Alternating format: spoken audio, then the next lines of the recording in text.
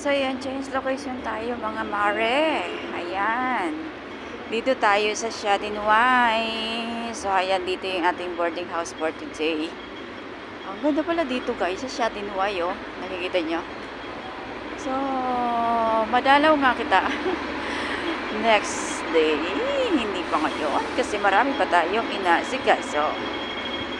Ayan, kumusta na kayo mga mare? Kumusta na? Ayan. Tatawid tayo dito. Maganda pala dito guys, oh.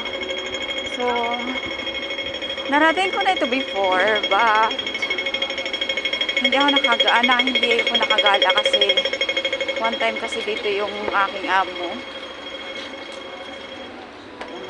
So, yun dito marami pala dito. Ayan. So, malayo yung ating